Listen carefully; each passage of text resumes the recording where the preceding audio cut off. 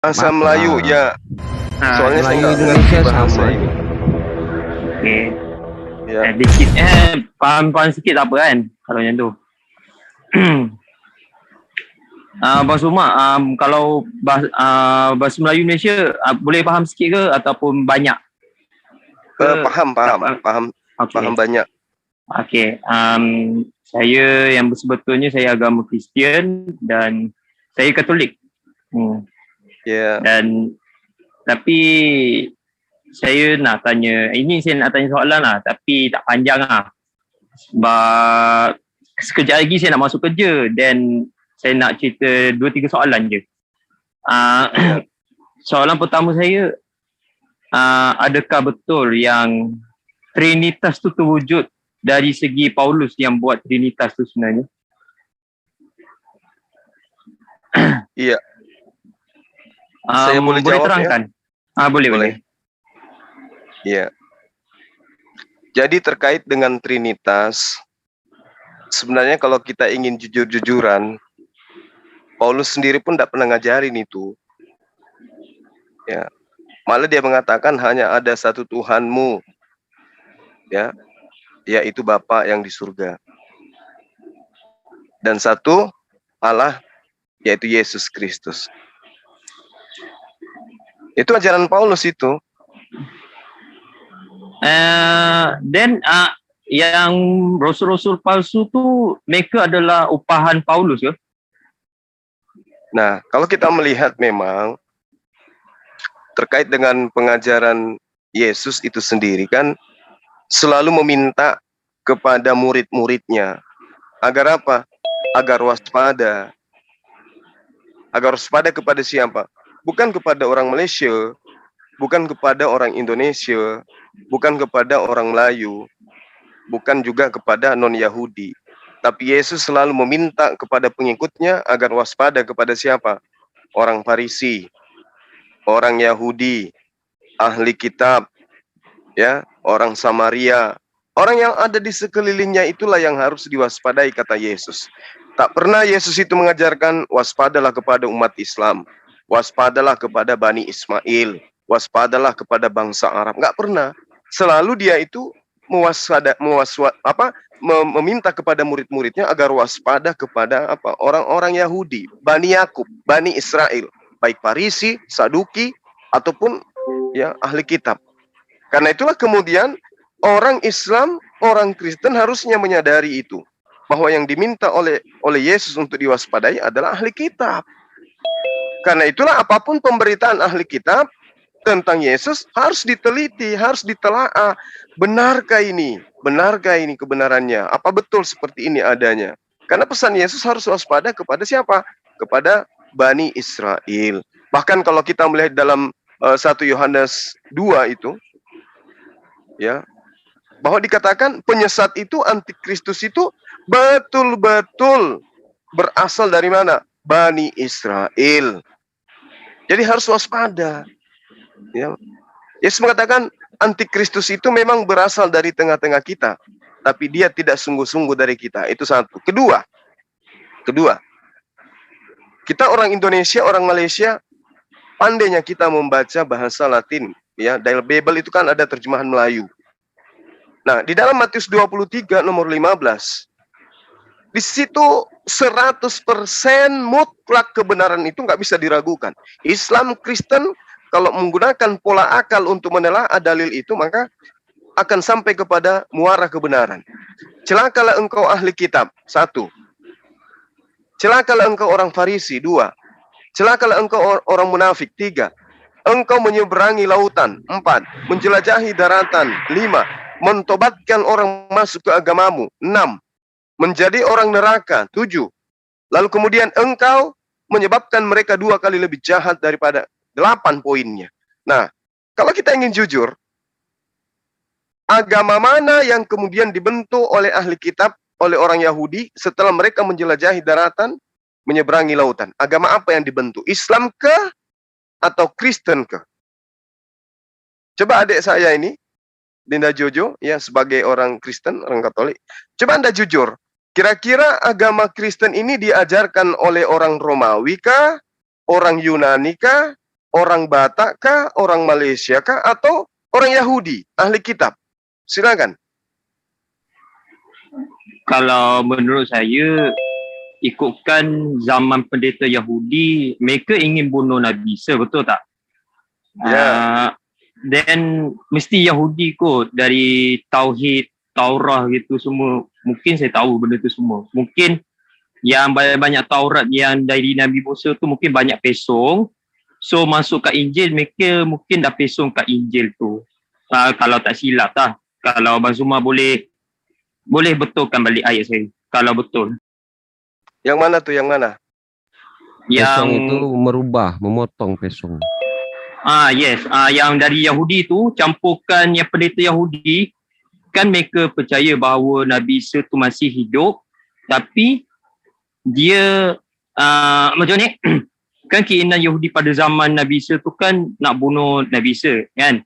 And then mereka memilih untuk suruh raja untuk bunuh Nabi Isa tu, cari Nabi Isa tu sampai tangkap, tapi mereka tak berjaya sebabkan itu copyright Nabi Isa yang sebenarnya. Dan Nabi Isa dah lama diangkat ke langit dan diselamatkan oleh Allah SWT. Then macam mana yang pendeta tu boleh ubah Injil tu? Pendeta ke ataupun Paulus sebenarnya yang pendeta Yahudi? Okey, silakan. Iya. Jadi begini, berbicara mengenai Yesus, kalau Al-Quran itu Nabi Isa alaihissalam itu udah final. Kita umat Islam, kami umat Islam itu nggak ada lagi keraguan terhadap itu. Nah, yang sekarang yang menjadi acuan untuk kemudian kita telah lebih jauh itu adalah kitabnya teman-teman Kristen. Adakah kemudian titik terang yang bisa kita dapatkan di sana untuk mengetahui bahwasanya memang betul-betul apa yang ada di hadapan kita sekarang berupa Bible, ada indikasi kuat bahwa itu adalah tambahan, itu adalah pengurangan daripada firman Tuhan yang didatangkan oleh Tuhan melalui perantaraan Yesus. Contoh, indikasi pertama, di dalam Kisah Para Rasul nomor bab 26 nomor 14. Dijelaskan di sana bahwa Yesus ini ketika dia mengajar tentang firman Tuhan, dia menggunakan bahasa Ibrani. Kisah Para Rasul 26 nomor 14. Bahkan lebih jauh kalau kita meneliti, Kisah Para Rasul 22 nomor 2 pun Paulus juga mengajarkan ajarannya dengan menggunakan bahasa Ibrani. Sementara yang kita tahu, original teks daripada kitabnya teman-teman Kristen itu adalah bahasa Yunani. Nah, bagaimana kemudian bisa mensinkronkan ya antara firman yang diwajarkan oleh Yesus dengan menggunakan bahasa Ibrani sesuai dengan pemberitaan Kisah Rasul 26 nomor 14 dengan kitabnya teman Kristen yang menggunakan bahasa Yunani. Artinya ada suatu pola, ada kegiatan yang dilakukan kemudian oleh orang-orang Yahudi atau non-Yahudi menyadur, menyalin, mentranslate atau apapun namanya atau menerjemahkan dari bahasa Yesus ke bahasa Yunani. Nah, sekarang yang menjadi pertanyaannya adalah bagaimana kemudian kita bisa mengambil sebuah kesimpulan bahwa terjemahan yang dalam bentuk Septuaginta ini, bahasa Yunani ini, itu sudah berkesesuaian dengan bahasa yang dilantunkan oleh Yesus. Sementara kita tidak memiliki kitabnya. Kita tidak memiliki salinan-salinan pernyataan-pernyataan Yesus. Oleh karena itulah kemudian kesempatan besar ahli kitab kemudian merubah-rubah firman Tuhan yang datang kepada mereka. Ini kesempatan besar buat mereka untuk merubah itu, untuk menyesatkan manusia. Makanya Al-Quran menerangkan, ketika Al-Quran itu datang, dia menginginkan manusia untuk memahami bahwa orang terdahulu, ahli kitab itu gemar mencampur adukkan antara firman yang diwahyukan kepada para nabi-nabi dengan ungkapan-ungkapan orang-orang yang bukan nabi. Wala talbisul haqqa bil batil wa taktumul haqqa wa antum ta'lamun. Wahai ahli kitab, ya, janganlah engkau mencampur adukkan yang hak dengan yang batil. Janganlah kau sembunyikan yang hak itu, sedangkan kamu mengetahui. Ini yang diterangkan Al-Quran setelahnya. Kenapa? Karena itu tadi, ya, pola dasarnya adalah diberitakan Yesus menggunakan bahasa Ibrani. Paulus juga mengajarkan dengan menggunakan bahasa Ibrani. Itu pola. Karena Kisah Para Rasul 22 nomor 2 dan Kisah Para Rasul 26 nomor 14 memberitakan itu. Kalau orang Kristen percaya terhadap Bible, maka mereka harus tahu Yesus di dalam pengajarannya menggunakan bahasa Ibrani. Pertanyaannya, mana kitab itu? Mana ajaran Yesus yang mana ajarannya muatannya menggunakan bahasa Ibrani? Karena sudah jelas muatan bahasa Ibrani dengan bahasa Yunani tentu berbeda jauh. Berbeda jauh. Itu udah pasti, itu nggak bisa diragukan itu. Oleh karena itulah kemudian, ya sebagai orang yang muncul belakangan, harusnya setelah kita disajikan berbagai macam sumber pemberitaan Al-Quran, Bible, kita sudah bisa memilah. Kita sudah bisa kemudian memilih mana jalan yang benar, mana jalan yang disesatkan. Ya ahlal kitab, lima takfuruna bi ayatillah wa antum tashhadun. Hai ahli kitab, mengapa kau mengingkari ayat-ayat Allah padahal engkau mengetahui?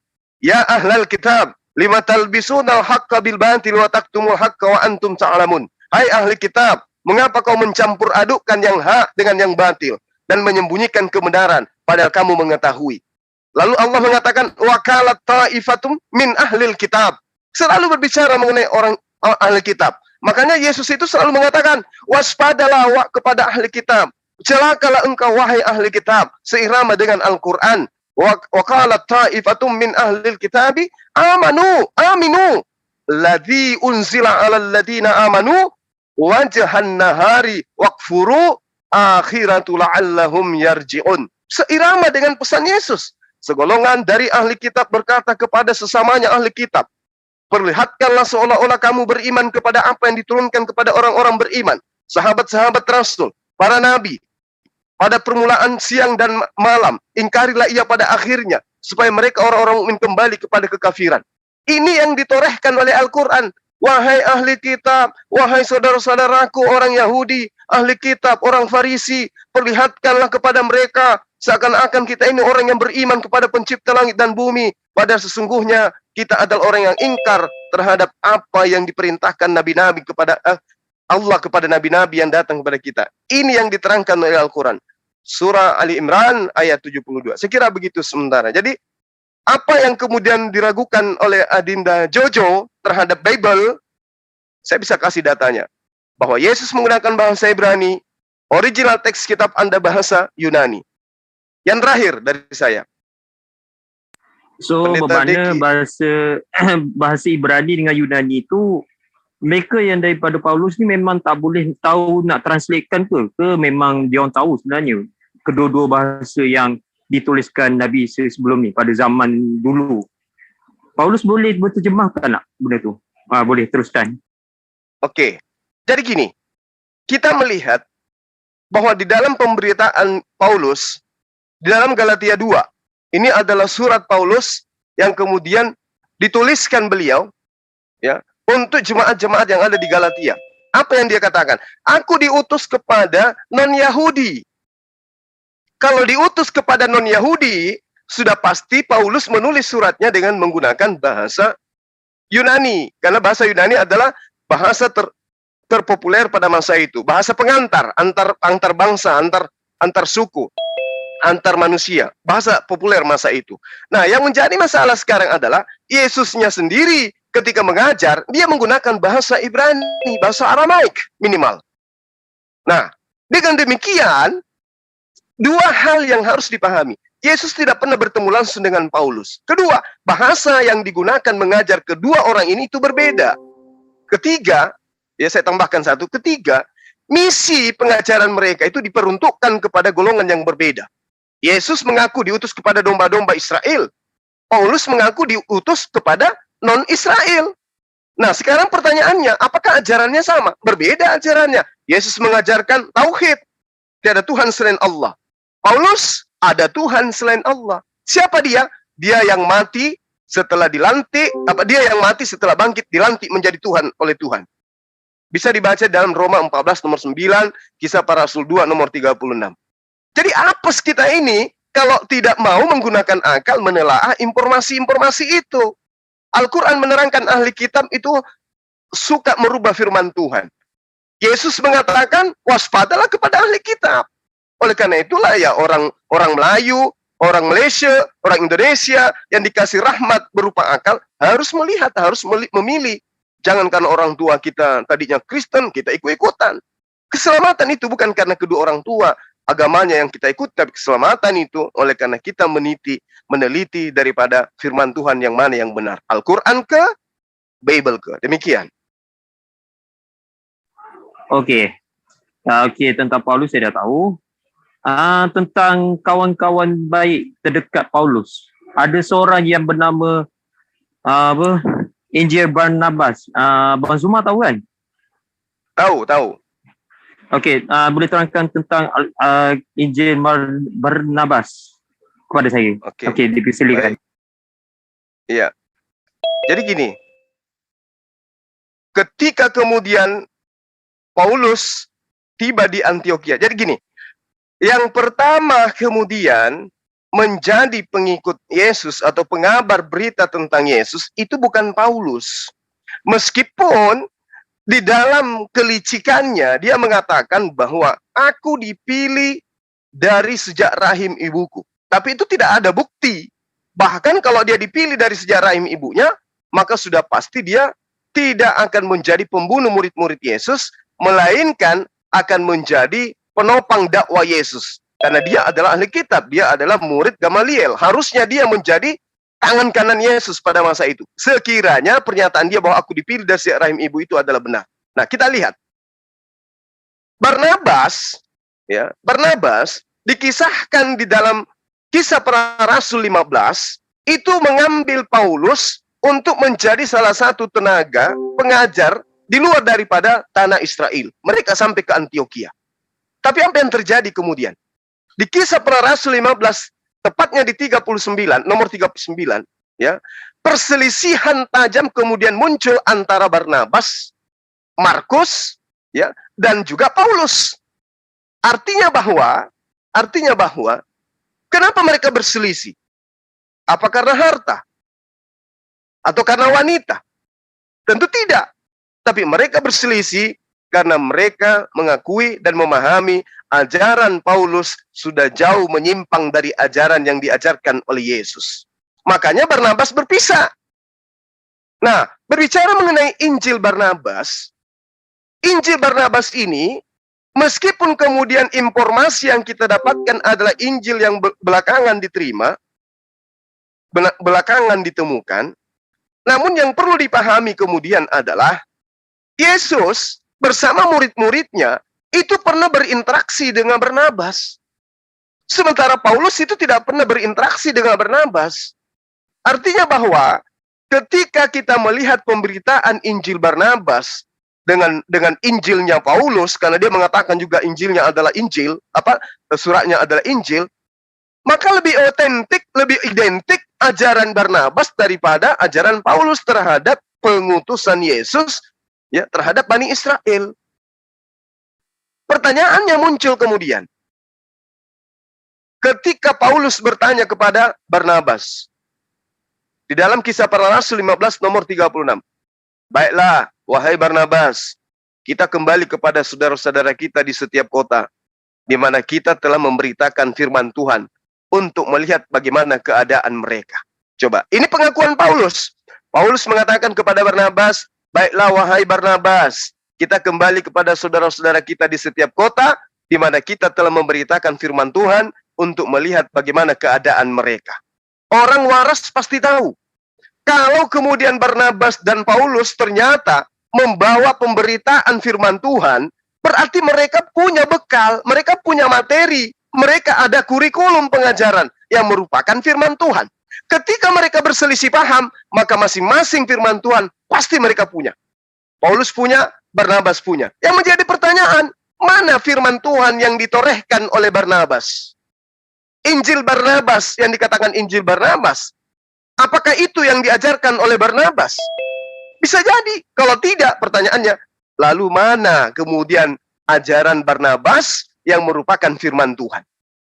Ketika dikatakan, Paulus berkata kepada Barnabas di dalam Kisah Para Rasul 15 nomor 36, wahai Barnabas, baiklah kita kembali kepada saudara-saudara kita di setiap kota, di mana kita telah memberitakan firman Tuhan untuk melihat bagaimana keadaan mereka.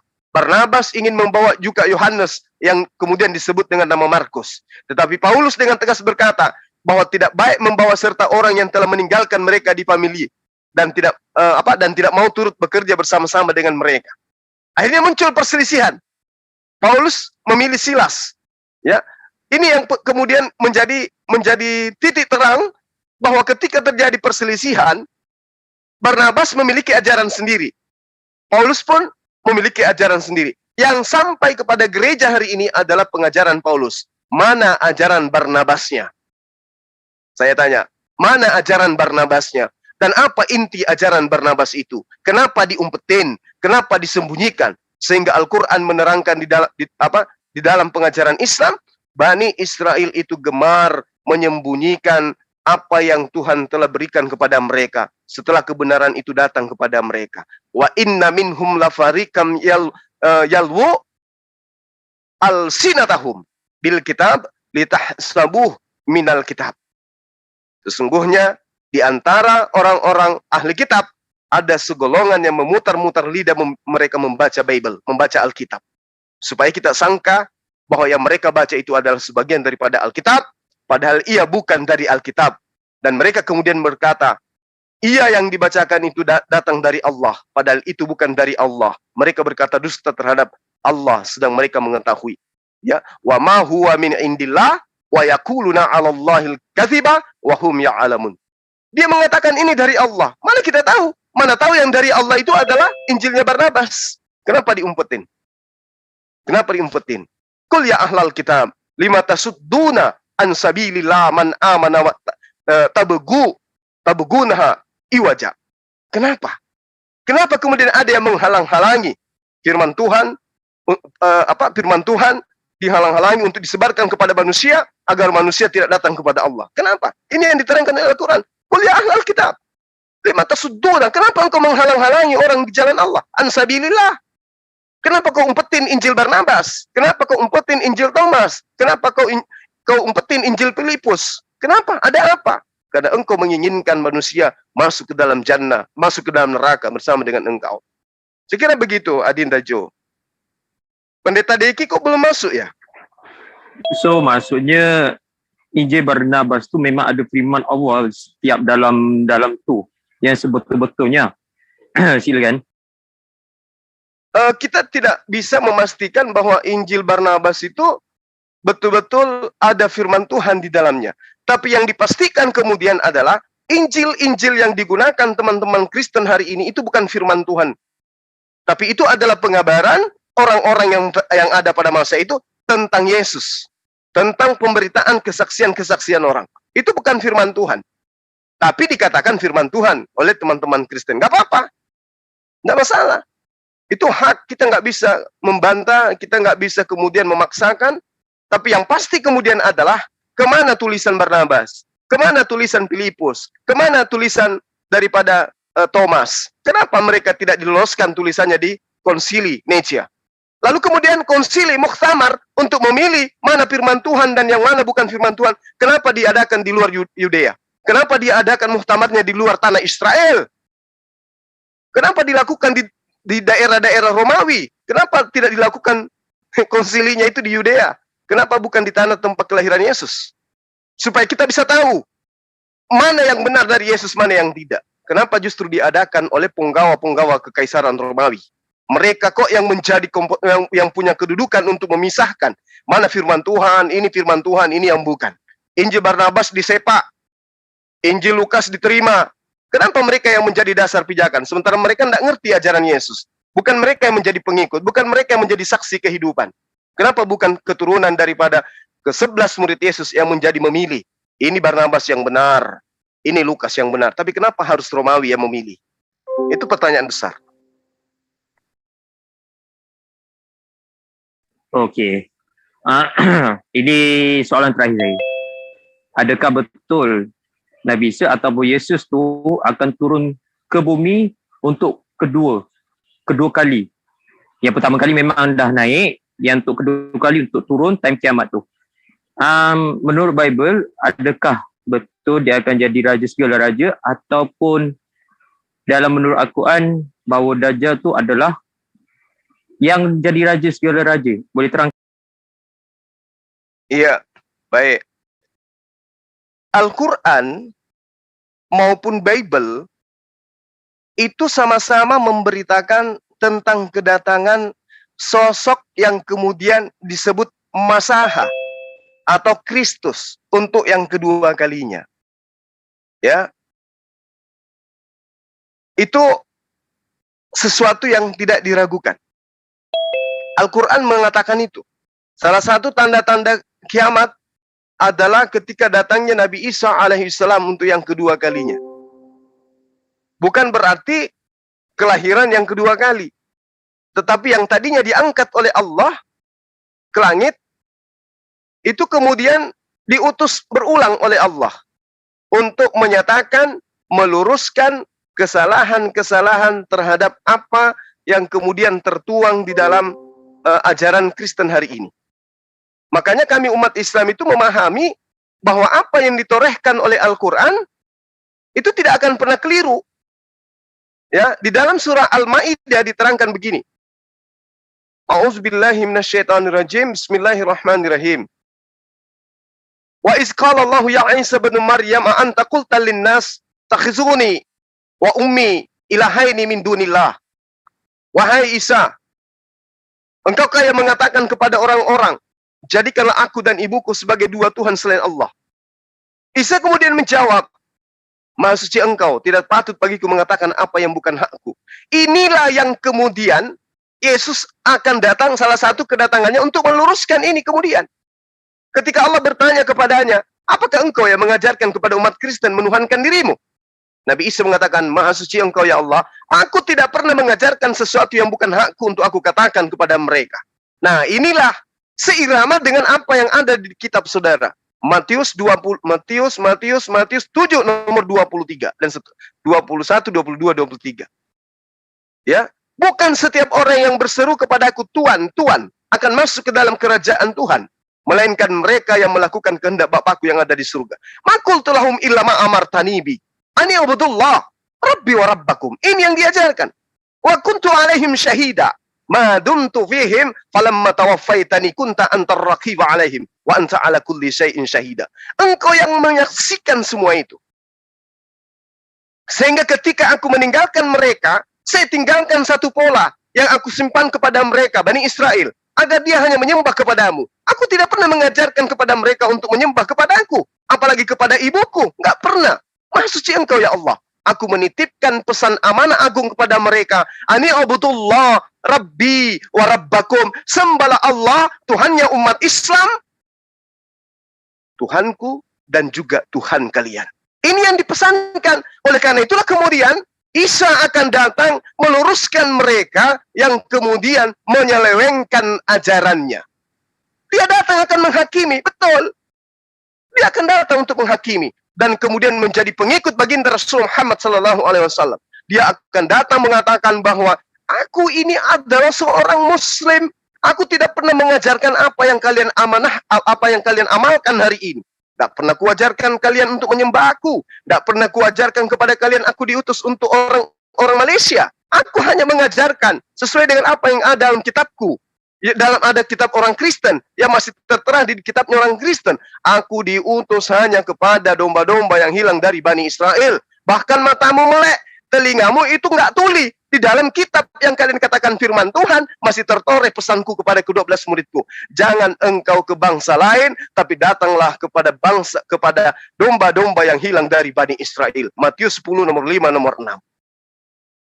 Sudah nyata kebenaran itu. Berbahagialah kita ini umat Islam, umat Kristen yang hidup di zaman sekarang. Kenapa kita berbahagia? Kalau dulu orang-orang jahiliyah zaman Rasulullah tidak ngerti Yesus itu siapa, Isa itu siapa. Kristen pun demikian. Sekarang Islam sudah ada Al-Quran, sudah ada Bible. Kemudian orang Kristen ada Bible-nya, diterjemahkan ke dalam semua bahasa. Kenapa kemudian kalian nggak bisa mengetahui? Sementara dalam kitab kalian diajarkan Ya, aku tidak pernah berkata-kata dari diriku sendiri. Apa yang diterangkan oleh Yesus dalam Yohanes 12 nomor 49, aku berkata-kata bukan dari diriku sendiri. Apa yang aku katakan adalah apa yang diperintahkan oleh Tuhanku untuk aku katakan, aku sampaikan. Selesai. Yohanes 17 nomor 8, segala firman yang kau berikan kepadaku, telah aku sampaikan kepada mereka. Selesai. Berarti Yesus itu hanya rasul. Yesus itu hanya penyampai firman. Dia bukan Tuhan itu sendiri. Bahkan dalam Yohanes 17 nomor 3, apa yang dikatakan? Wahai Bani Israel, jika kalian ingin memperoleh hidup yang kekal, ketahuilah, hidup kekal itu adalah mereka mengenal Allah satu-satunya Tuhan yang benar, dan mengimani bahwa aku adalah utusan Allah. Dah, selesai. Berbahagialah kalian Kristen-Kristen hari ini. Karena Anda bisa dengan mudah membaca Bible Anda yang menggunakan bahasa Melayu, bahasa Indonesia, bahasa Inggris. Tapi kenapa kemudian hati kalian tertutup untuk menerima itu? Hayo. Silakan Adinda Jo. Masih ada pertanyaan? Assalamualaikum. Waalaikumsalam warahmatullahi wabarakatuh. Barakallahu fi Tadi umrik. belum masuk ya? Barakallahu fi umrik Dinda Zuma. Semoga sukses kedepannya, Makasih, Bang, panjang makasih. umur. Aduh. Iya, makasih. Makan bang, makan. Makan. Iya. Makasih ya doanya semua. Kok pada tahu ya hari ini saya hari kelahiran, Masya Allah. Iya. Thank Kalau you, public thank you. kalau Hari public figure kenaikannya itu kapan, Bang? dicari. Adinda Jo, ini Adinda Jo kita ini agama Protestan, Katolik atau Protestan ya dari Malaysia? Katolik. Saya Katolik. asal Malaysia dan saya orang Sarawak. Dayak. Orang Sarawak. Oh ya, baik. Gimana? Masih ada yang ingin ditanyakan? Atau mau langsung bersyahadat? Ambil masa, baby take a time, not long, but I must to learn about the Catholic and then the Al-Quran because I want, saya nak banyak maklumat. So saya nak tanya Bang Zuma, mungkin secara logikal saya sendiri. Okey, ini yang terakhir pertanyaan saya. Boleh. Nabi Adam, okey, ini soal, ini memang saya terus jawab soalan saya. Nabi Adam ataupun dalam Bible dipanggil Adam, Nabi Adam sejak yang diciptakan, kalau nak katakan Yesus tu adalah Tuhan, the God, kalau Yesus tu dilahirkan Maryam dulu, yang selepas Maryam, yang sebelum tu siapa ciptakan Nabi Adam? So dari situ saya fikir secara logikal ataupun luar kotak ataupun dalam kotak. So macam tu, macam adakah saya ni manusia ada ilmu ataupun saya ni lembab? So dari situ macam kalau betul Nabi Adam tu dicipta oleh Yesus, macam mana Yesus boleh dilahirkan oleh ibu dia ataupun dipanggil Maria? So benda macam tak logik. So macam mana kalau nak bayangkan kalau Yesus tu dilahirkan oleh mak dia untuk mesembahkan ataupun menyembah anak dia. Then kalau anak dia iaitu Yesus yang menciptakan alam semesta, cuba bayangkan kalau ikut zaman Nabi Ibrahim yang mengalahkan iaitu Raja Babylon yang bernama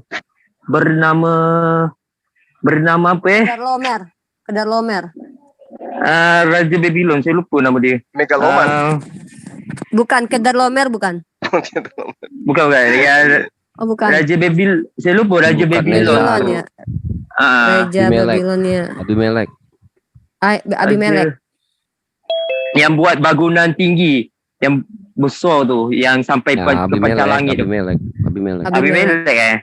Okey. Yang ambil Dia- istrinya, yang ambil istri dia kan?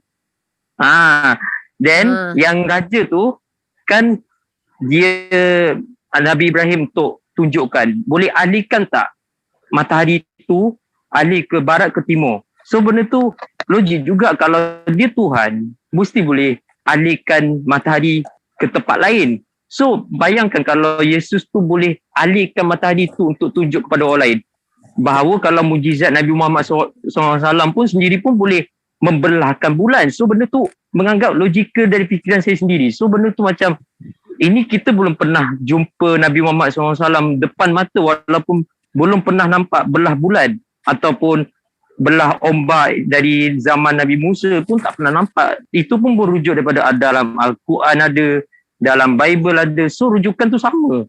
So itu soalan saya. So Bang Zuma, boleh ke saya ni boleh berfikir logik manusia ni memang setiap orang mesti ada fikiran logik. Kalau nak anggap saya ni bodoh, tak bodoh lah.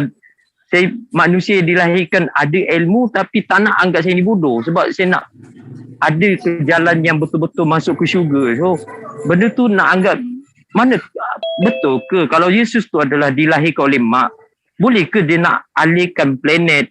Adakah dia boleh, takkan boleh setakat hidupkan orang mati ataupun setakat boleh jalan atas air. Mesti luar daripada biasa, luar biasa daripada jadi Tuhan macam tu. Takkan nak setakat duduk kat dunia hanya setakat boleh hidupkan manusia, mesti nak luar lagi, luar biasa lagi. So boleh terangkan Abang Sumar? Baik, makasih banyak. Jadi gini, Adinda Jo, ya, adik Jo, kiranya Allah memberikan hidayah kepada adik saya ini ya. Al-Quran menerangkan begini. Inna mathala Isa indallah kamathali Adam khalaqahu min turab summa qala lahu kun fayakun. Allah menciptakan Isa atau Yesus hanya karena dia berkehendak. Saya mau menciptakan manusia tanpa ibu. Jadi dia, saya mau membuat Maria tanpa suami hamil. Hamil dia. Apa yang susah bagi Allah? Nah, oleh karena itulah kemudian Al-Quran menerangkan Nabi Isa itu levelnya samanya dengan kita. Wassalamun alaihi yawma wulid wa yawma yamut wa yawma yub'atsu hayya. Dan kesejahteraan bagi Yesus, bagi Isa alaihissalam pada saat dia dilahirkan, pada saat dia diwafatkan, dan pada saat dia dibangkitkan hidup kembali. Apa masalahnya kemudian sehingga dia dikatakan sebagai Tuhan? Oh, dia melebihi mujizat-mujizat. Subhanallah. Al-Quran menerangkan jelas dia adalah ciptaan. Inna mathala Isa indallah kamathali Adam. Penciptaan Isa, Yesus, tak lain dan tak bukan sama halnya dengan penciptaan Adam. Ini Al-Quran. Berarti Al-Quran 1400 tahun silam sudah menuturkan Isa, Yesus, itu adalah manusia yang diciptakan kemudian oleh Sang Pencipta langit dan bumi. Mustahil pencipta dilahirkan oleh ciptaan. Mustahil kemudian pencipta alam semesta ini dilahirkan oleh manusia. Jadi Al-Quran final. Sekarang masuk ke Bible. Kalau kita melihat di dalam pengajaran hakim-hakim nomor 13, ya, di beberapa ayat itu, di Hakim-Hakim 13, saya tidak hafal nomornya, nomor berapa saja yang menceritakan. Di situ ada oknum yang diceritakan oleh kitab Hakim-Hakim bernama Simson. Yang mana kelahirannya, keberadaannya, sama seperti yang diceritakan Lukas dan Matius tentang kelahiran seorang manusia bernama Yesus. Persis ceritanya. Memiliki mujizat-mujizat. Tetapi lucunya, Simson ini yang dilahirkan dari seorang wanita ini, wanita mandul yang tidak beranak, kemudian datang malaikat kepadanya menampakkan diri, lalu berfirman, engkau akan hamil, engkau akan memperanakkan seorang anak manusia, laki-laki. Sama ceritanya ketika Maria didatangi oleh Gabriel untuk diceritakan bahwa dia akan hamil dan melahirkan seorang anak manusia. Tapi kenapa kemudian Simson tidak dituhankan? Nah, itu yang pertama. Kedua, saya mengatakan beberapa pendeta, termasuk pada pendeta Jan Cemumek waktu itu. Sekiranya Yesus ketika datang di atas muka bumi ini, kemudian dia berkata di atas bukit yang paling tinggi sekalipun dengan suara lantang, wahai manusia, ketahuilah oleh kalian, aku ini adalah Tuhan pencipta alam semesta. Apakah orang berakal akan menuhankan Yesus? Tidak. Kenapa? Karena Yesus itu buktinya manusia. Loh, tapi dia mengaku bahwa dia pencipta langit dan bumi. Itu karena dia diperintahkan untuk mengatakan itu. Siapa yang memerintahkan Yesus untuk mengatakan itu? Itulah Tuhannya. Apa pembuktian dalilnya? Aku tidak berkata-kata dari diriku sendiri. Apa yang aku katakan adalah apa yang diperintahkan oleh Bapa untuk aku sampaikan dan aku katakan. Berarti apapun yang dikatakan oleh Yesus, itu adalah firman Tuhan yang harus dia sampaikan kepada manusia. Makanya di dalam Wahyu 1 nomor 1, ya, itu dihilangkan, bukan dihilangkan. Itu seakan-akan tidak dianggap oleh teman-teman Kristen. Kenapa? Yang mereka anggap adalah dalil nomor 8-nya, ayat selanjutnya, nomor selanjutnya yang mereka anggap. Apa itu? Akulah Alfa dan Omega. Itu yang mereka angkat. Padahal dalil pertamanya adalah inilah wahyu Yesus Kristus yang dikaruniakan Allah kepadanya untuk dia beritakan kepada hamba-hambanya. Artinya apapun yang ditorehkan oleh Yesus kemudian, itu adalah firman Tuhan. Itu adalah pernyataan Tuhan yang harus Yesus sampaikan kepada Bani Israel. Pertama. Kedua, bagaimana dengan keluar biasaan yang terjadi kepada Yesus? Mujizatnya, dia mampu membangkitkan orang mati, dia bisa membuat orang lumpuh berjalan, dia orang buta melihat dan seterusnya. Apakah itu bisa dijadikan sebagai sandaran bahwa dia adalah Tuhan pencipta langit dan bumi? Sementara dia diciptakan nyata, dia berawal dari ngedennya ibunya. Begitu ibunya ngeden, Yesus ada. Sebelum ngeden, Yesus tidak ada. Dia adalah ciptaan. Di dalam Kisah Para Rasul 2 nomor 22 diterangkan begini. Hai orang-orang Israel, dengarkanlah perkataan ini. Yang aku maksudkan adalah Yesus dari Nazaret.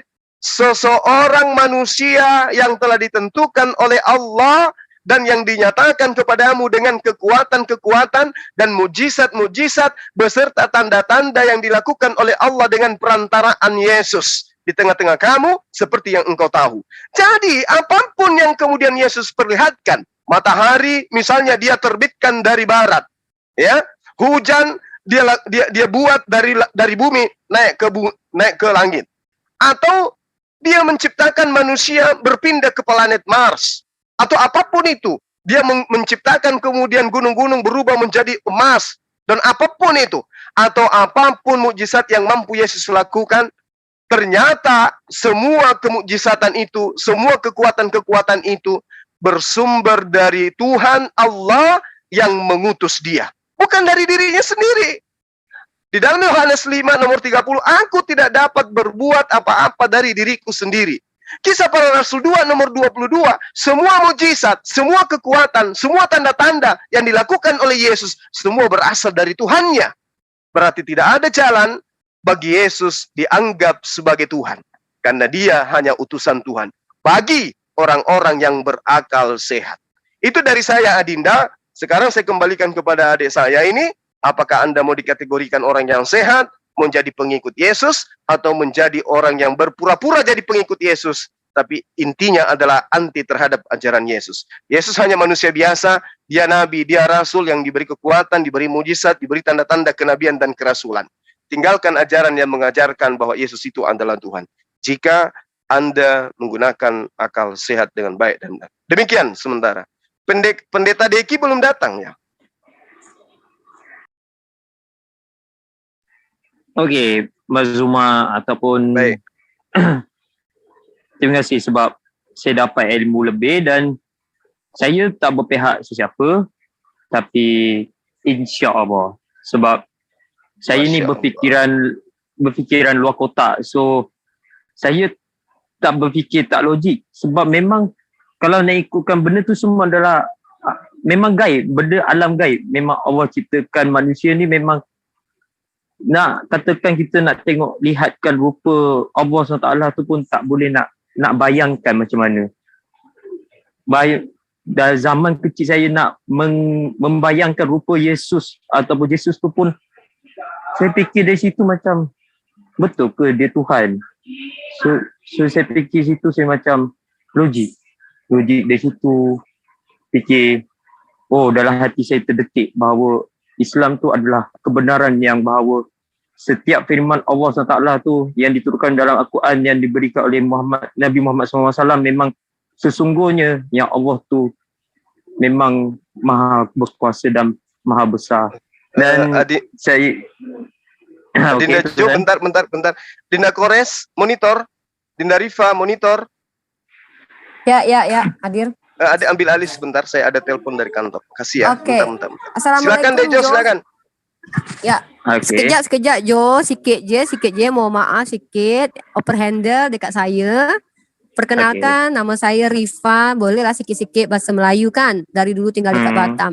And gini Jo, benar kata you cakap bahawa kita ni sebagai makhluk yang ada akal, kita tentu pakailah akal kita kan. Kita harus berpikir logik. Tapi perkara-perkara yang manalah itu hal gaib, tak mungkinlah kita logikkan. Macam udara, bisa tak logik? Bisa tak kita raba? Bisa tak kita pegang? Tak bisa. Tapi kalau kita berpikir lebih logik lagi, apa yang Al-Quran sajikan itu bisa ditelusuri. You bisa cek secara sains, you bisa secara ilmiah atau secara akademis, you bisa cek. Kemudian Al-Quran sendiri you bisa cek bagaimana Al-Quran itu terjaga dengan mudahnya dihafal. Satu-satunya buku yang mudah dihafal, bagaimana mungkin itu perbuatan yang manusia terencana oleh manusia. Pastilah Allah yang punya rencana. Nah, kalau you baca Biblos, ya kan, you tengok macam mana ada perbezaan antara Septuaginta, terjemahan bahasa Yunani, yang mana itu berbeza dengan teks Mesorah. Ada macam beberapa perbezaan. Nah, jadi you kalau you mau tahu macam mana kitab yang kita bisa percaya, you tengok secara ilmiah, you cari tahu dari mana sumber-sumber dari kitab-kitab suci ini gitu. Kalau kita cakap tentang Al-Quran, I bisa kasih you bahwa Al-Quran ini dituliskan oleh orang-orang yang hidup semasa dengan Nabi, semasa dengan baginda Rasul, macam Zaid bin Sabit, Ibnu Mas'ud. Mereka orang-orang yang hidup sejaman dengan Nabi, dan ketika mereka mencatatkan Al-Quran ini, ada orang yang memvalidasi. Macam you lah, you bikin buku, tiba-tiba you sudah tak ada kan. Nah, tapi anak-anak you tahu bahwa buku tu dari you. Ada orang yang nak bikinkan lagi, orang akan lihat dari anak you yang, oh iya ini catatan bapak saya memang macam gini gitu kan. Artinya ada yang validasi. Nah, kalau PB perjanjian baru, perjanjian baru, itu ditulis siapa? Tahu tak? Yang nulis siapa? Ya kan? You tahu tak Paulus, siapa penulis? penulis dia. Penerus. Okey. Enggak, tak, secara sekolah-sekolah pun cakap tak ada ditulis bahawa di dalam manuskrip itu tertulis penulis dia Yohanes, penulis ke Matius ke, penulis ke Lukas ke, siapa benda lah yang nuliskan. Jadi you fikir sendiri. You punya akal, you bisa tahu macam mana I bisa percaya dengan kitab yang tak tahu siapa penulis. Informasi itu betul ke tidak ke? Informasi macam mana ada orang-orang yang ketika Yesus Christ itu bangkit di hari ketiga, ada kuburan, makam, orang-orang mati bangkit semula. Tahu tak you cerita pasal tu? Nah, sejarawan mana yang betulkan? Sejarawan mana yang betulkan? Itu peristiwa besar, bukan peristiwa macam-macam loh. Bukan peristiwa main-main, peristiwa luar biasa, luar daripada binasa. Tahu tak? Memang tahun daripada zaman dulu. So kita semua ni zaman baru, takkan kita, itu sejarah kan. So tak boleh buat main lah.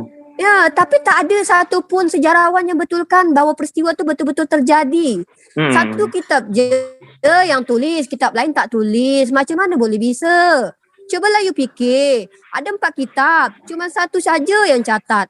3 kitab tak catat. Sejarawan pun lain tak ada bilang. Ada orang yang dah mati bangkit. Bayangkan, bayangkan. Takkanlah main-main macam tu kan. Nah, jadi artinya kalau macam Nabi Muhammad SAW, you bisa tahu macam mana hidup Rasulullah dari orang-orang yang hidup bersama. Maka ada hadis, ada sirah nabawiyah. You tahu tak hadis apa? Hadis ni adalah apa-apa yang mana perkataan, perbuatan Nabi yang dilihat oleh orang-orang yang hidup semasa dengan terdekat Nabi. Terdekat. Yes, betul. Dan hadis ni pun secara beruntun itu nama dia kalau dalam Islam tu sanad, Jo. Sanad ni macam mata rantai lah. You dan I misal jalan-jalan ke satu tempat, kita dengar seorang bercakap bahawa laut itu indah, misal cantiknya laut tu gitu. Kita ada 5 orang dengar ni orang cakap pasal laut. 5 orang ni cerita ke orang bawah-bawah dia. Saya cerita dengan kat kampung, you cerita kat kampung you. Jadi nanti kita tahu bahawa yang bercakap ini misal anggaplah Tok siapa? Tok Ngah misalnya. Tok Ngah cakap laut tu indah, dekat peristiwa dia dekat Malaysia jam sekian. Nah, informasi macam tu diterima banyak orang. Tak mungkin banyak orang ni bohong. Nah, itulah macam itulah hadis cara dia, Jo. Tak main-main, tak main-main. Nah, kalau ada cakap orang misal hadis tu yang palsu, orang ulama Islam ni tahu mana ni palsu, mana ni betul. Contoh. So dalam dalam hadis ni ada juga yang hadis lemah, ada yang hadis Palsu benar, ada hadis yang Kejap. Mak dia pakai Betul. Y. Dia pakai Y tadi. Pakai Y Y je je. lah. Kita berkawan. Kawan kita. Ya je Jo. Kita Jo. Kawan kita. boleh. Kasar tak kalau pakai Y dekat Mika? Tak. Tak Tak kasar lah. tak. Tak kasar. Tak kasar lah. Jadi macam tu lah Jo. Kalau you nak menggunakan akal sehat, silakan. You pakai akademis sajalah. Kita pun kalau nak bikin skripsi tahu, kita harus tahu. Kita nak bikin makalah lah. Makalah. Kita ambil sumber-sumber yang betul-betul jelas. Siapa yang tulis? Apakah tulis ke orang-orang gila ke apa? Kita tak tahu kan. Tak boleh sembarang ambil kan. Jangan-jangan yang nulis ni orang aku Tak boleh nak usik sebab sejarah lama. Faham lah rasa saya kan. Jadi Jo luar biasa lah. Jo ni orang yang menggunakan akal sehat, logik secara berfikir. Tapi you say you need much time for study about Katolik ya tadi ya. I dengar you cakap macam masih tu. nak ambil ilmiah lagi. Ilmiah nak memahami lah mana satu yang dalil, mana satu yang batil, mana satu yang logik, mana satu yang tak logik. So benda tu saya nak ambil lagi, lebih lagi. Saya Boleh. Saya ambil pelajaran tentang ni sejak berumur 17 tahun. So saya ambil lagi. So 17 benda tahun? tu You belajar So, apa 17 tahun? saya tak belajar. Saya belajar biasa. Saya just macam kalau Endon dia panggil yes. SMA lah. Kalau kat Malaysia dia panggil Yes, SMK. So belajar biasa dulu. Dalam time balik rumah je baca ilmiah tentang agama, mana satu yang dalil, mana satu yang batil. So saat ni you sampai apa sekarang kepercayaan masih you apa umur- sekarang ni? You religion apa sekarang? Kristian Agama juga, apa you sekarang?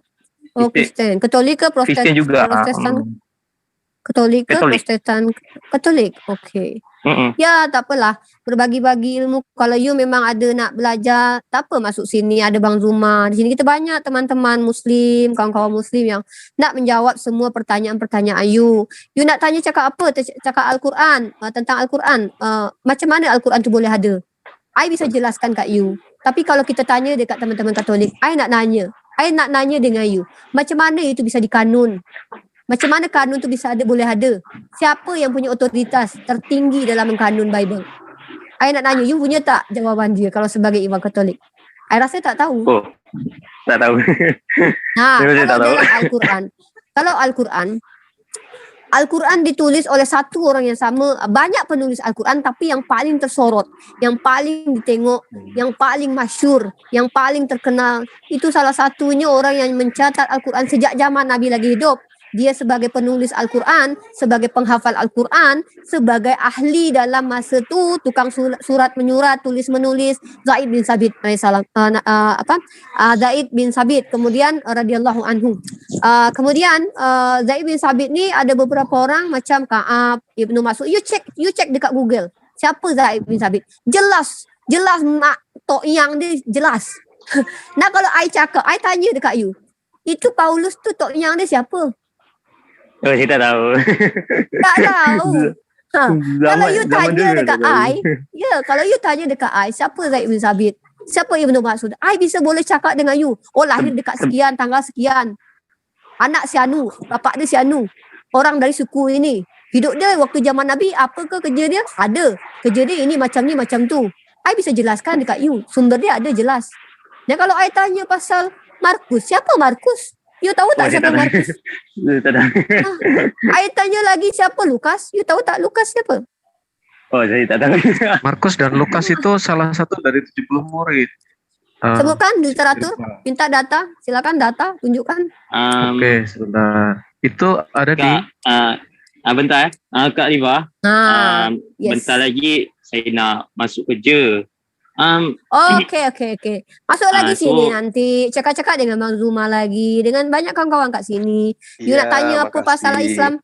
Silakan. Tanyalah pada aku juga. Ngertinya aku bahasanya. Begitunya. Iya kan? Ya kan? Mak ngah. Betul. Ini Rifa ni mak ngah dia. Mak Ngah, Mak Joya. Mak Joya pun boleh. Joya kenal juga dia. Joya. Janganlah. Allah. Parah betul kenal Joya pula. Alamak. Ya, Janganlah. nanti Adek Jo nanti kalau mau belajar lagi masuk lagi ke sini. Nanti Masuk sini ya, tanya-tanya Jo. tentang Islam, ya. Betul. Nak nanya apa dengan Bang Zuma? Silakan. Dinda Ripa kayaknya dia ini keluarga ini loh, aktivis gereja loh. Kalau nggak salah kemarin informasinya tuh. Coba tanya. Memang aktivis. Mm. So saya nak Petinggi banyak maklumat gereja. lagi. Bang Jo. Maybe malam kot. Bang Jo Sekarang saya kenapa tengah tak bekerja. nonton film Piramli? Tak. Nanti malam jam Tengok tapi berapa itu awak dah lama. masuk sini? Awak masuk sini jam berapa? Bujang lapor. Kalau ikutkan Indonesia jam berapa sekarang? Oh, Ke sama je? sekarang jam 12 lah, 12. Dia berarti 1 jam. Berarti jam awak masuk sini jam, kalau jam 8 berarti jam 9 Singapura. Singapura jam 9, sini jam 8. You Singapura ke Malaysia? Malaysia kat sini pukul 1. Pukul 1. Berarti 1 jam lah. Bang Zuma jam berapa nanti malam Bang Zuma? Itu Kalimantan dia ni. Kalimantan. So dalam kalau kat Malaysia pukul 1 bermakna pukul 9 saya akan masuk. Tak tahu, 9. Ya malam lah. Jam 9 sini. Iya bener, malam itu banyak undangan So, aku. Bang Zuma Kita pengen dengar kalau orang Bugis logat Malaysia kayak apa? Coba Bang Juma tuh. Cubalah Ya. Bang Zuma, cubalah. Bang Zuma. Ya. Jadi sama Rifa aja. Kalau dia sama- Matuan Saya pergi dulu. mega undangan Bu. Okay. Matuan ni ulang tahun. Saya pergi dulu Bang Zuma. Terima kasih sebab berikan saya ilmu. Adek Jo, makasih. Semoga Makasih ya. doakan saya sebagai saya dapat hidayah dan Amin ya Allah, amin ya Allah ya Rabbal Alamin. Amin. Ya Allah. Amin ya rabbal alamin. Awak atas sahadat tu kita senang semua di sini. Ya. Alhamdulillah, Baik. mudah-mudahan. Baik-baiklah dia. Lama-lama Ya. Jo. Terima Jangan bagi lama-lama. tentang maklumat tu semua. Nanti Tak apa. kosong. Nanti kosong. Kosong, Mana? Iya. Okey, terima kasih Bang Zuma. Ya. Okey. Ini Terima Bang kasih. Zuma Ya. ada Ya. masih ada satu lagi teman kita Christian Bang Zuma di sini, macam saya dengar suara siapa tadi tu? Okey, baik. Siapa tadi? Baik Bang Zuma. Ya, Baik Bang Zuma. baik, makasih Okey. ya. Jaga Bye diri bye selamat. bye, thank you. Selamat. Ya, Ya. salam. Siapa Hidup tadi sehat tu yang sih. jawab? Hidup sehat, Kristen tadi hidup ada. sehat. Oh, hidup sehat. Silakan sama Bang Zuma. Ada Pak Thomas juga di sini. Ada Bang Hidup Sehat. Silakan Bang Zuma. Allahu Akbar. Saya tunggu Pak Deki. Sorry. Tunggu teman saya. Deki Gadas nggak mau ke sini dia. Deki Ya. ngadas mau ke sini. Iya, anggap saja gitu. DG Gadas mungkin Oh. bukan tipikal debater bang. Mungkin dia Debater tipikal katanya kemarin dia pernah orator. masuk TikTok.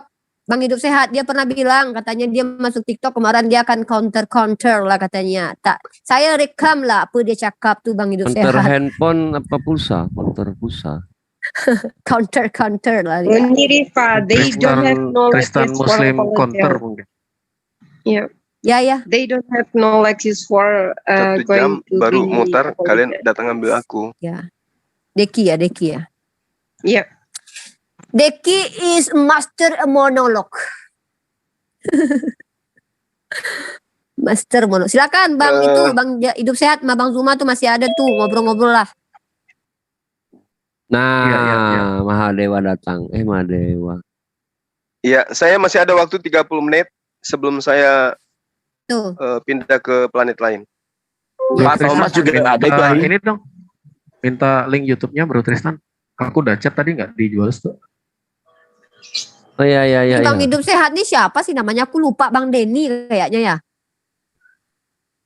Siapa sih pakai akun apa dia sering dulu ya? Ini loh Bang Ada Zuma, Pak Thomas ingat nggak? juga. Oke. Ada Pak Thomas juga itu. Ada Iya, Pak Thomas kayaknya. juga. Pak Thomas tuh mumpung Bang Zuma masih ada 30 menit lagi dari sekarang sebelum beliau berpindah ke kayangan. Iya.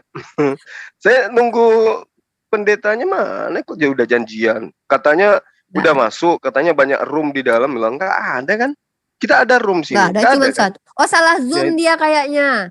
Mungkin dia masuk ke Zoom lain. Aduh. Gimana sih Deki ini? Yang info siapa Bang? Ini siapa maksudnya? Coba di WhatsApp lagi. Dia Ini dia Bang rutin Zoom-nya. ya, dia rutin loh dia WA aku. MMC. Marah dia Bang kemarin. ke Medan Bang kali ya Bang Bang. sekarang ya. Bang Zuma berapa hari di Medan dan Medan kali dicakap sekarang. Kayak mana orang sini ngomong kayak gitu ya? Ikulah kita. Iya betul Bang, aku pun kayak gitu Ustadz juga itu yang ya. dimaksud Diki Pak Endang Ustadz Cuma. Diki Pak Endong. Iya betul. Di mana dia? Terdampar di mana orangnya? JCC bukan? JCC MDM. biasanya. JCC. Dia kan seringnya nongkrongnya di situ. Jadi dia ada di sana sekarang. Oh, belum tahu, belum ngecek. Ya kalau Jangan-jangan ada saya kasih room linknya banyak ya JCC. Mana ada lagi? Iya. Bentar, ada dikasih sama Ahi Budak Langon nih. Ntar ya, tak kasih ke beliau. Dia marah, Yang masuk. dibilangnya mana ada Tuhan kami dilantik, kata dia. Roma 14:9 itu loh. Adalah, takkanlah tak ada. Bang Zuma bercakap tak mungkin sembarangan. Betul Iyalah, kan? Tak mungkin Orang- sembarangan, bah. Mak orang Joya. ngomong pakai data. Mak Gitu. Joya. Aduh, aku kalau ingat Mak Joya tuh. Entahlah. Bang Juma boleh minta nomornya Pak Pendeta Diki biar saya japri aja. Beliau Bentar, Pak bentar. Indo. saya ini aja Terdampar di pulau lain ya. biar saya kirimkan link MMJI.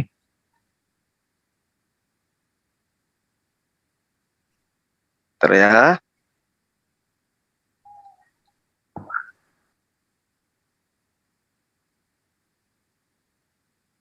Udah kemana aja bang? Udah sudah bang Mana- ke Danau Toba. Mau aku lihat itu, kata si Duga ada Yesus di sana tinggi. Tapi kawan-kawan di sini bilang mana ada pernah datang ke sini, nggak adanya Yesus pernah datang ke sini, kata mereka. Ya udahlah, Danau Toba. pending lah kalau Janganlah gitu. berenang ya bang. Janganlah berenang di Danau Toba bang. Nanti kepincut Putri Duyung di sana nanti. Bentar ya, bentar. Tuh ada nomornya, Dek. Oke siap. Terima kasih Bang Juma. Oke, sip. Bang Luga di Ya. Medan ya bang? Bukan katanya. Pernah datang sini.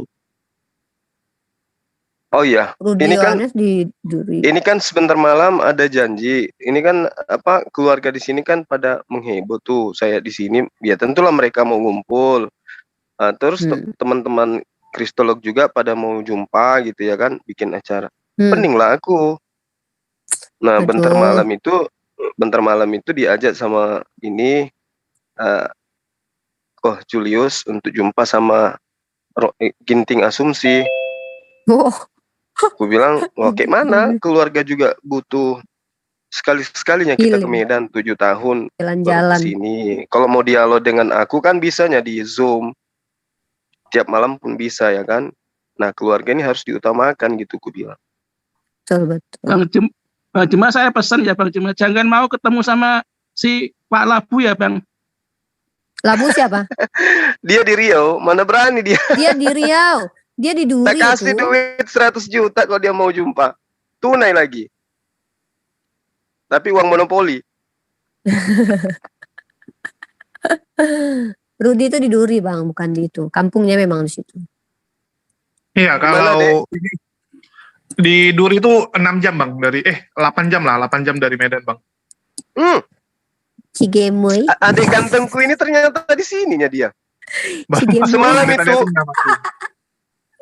Semalam itu pas mau masuk di tempatmu baru selesai. Begitu saya masuk udah selesai rupanya.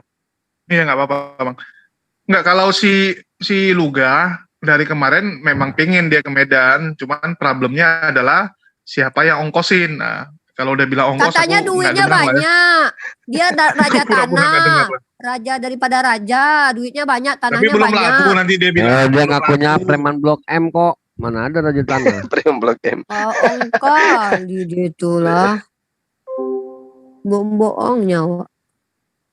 Ya, kemarin aku tanyain, masalah dia ke Medan, ya bisa lah kita buat debatnya sama Bang Zuma. Cuman Bang Zumanya nggak pingin, gue bilang, enggak lah, nggak balik modal nih kalau bawa dia ke Medan. Udahlah, gue pikir nggak usah aja lah. Kalau dia pingin ketemu sih. Ajak karaoke aja tuh.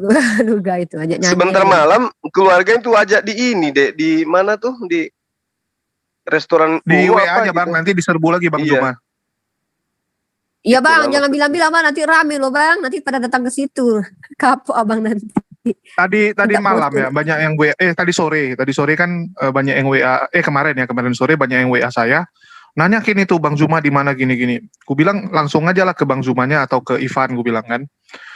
Jadi terakhir ada yang komplain juga, nggak bisa kau aturkan dulu ketemu Bang Zuma. Loh, aku bilang aku bukan manajernya, cuman aku aturkan. Kok yang benar aja lah. Betul Bang Kok aku yang Julius, dikomplain aku pun sama- gitu loh. Kok aku yang di WhatsApp orang-orang ini, Bang Zuma katanya ke Medan, kemana ya? Loh, kok nanya aku pula, aku bilang kan. Memangnya aku adminnya Bang Zuma kah? Aku bilang kan. Maksudnya tuh mungkin mereka pengen tahu, apakah kita jangan-jangan tahu Bang Zuma kemana. Mungkin mau ketemu, mungkin sih kalau aku. Udah ada beberapa Ya ibu, yang WhatsApp. ibu yang kemarin itu sahabat kita itu dia chat aku, ternyata Bang Zuma sombong tadi ya. Waduh Bu, manalah mungkin aku keluar duduk berdua dengan ibu, ya kan?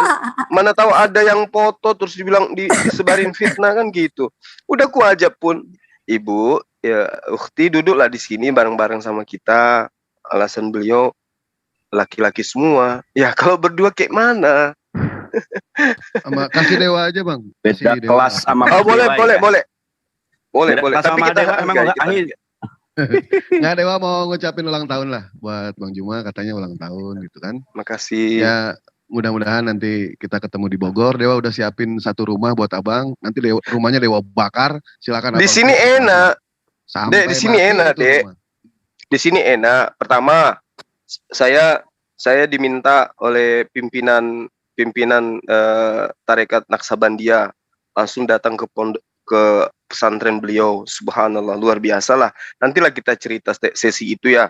Kemudian ditemanin sama Bang Heri Surya, ya pemilik toko senapan Merpati Sport itu ya.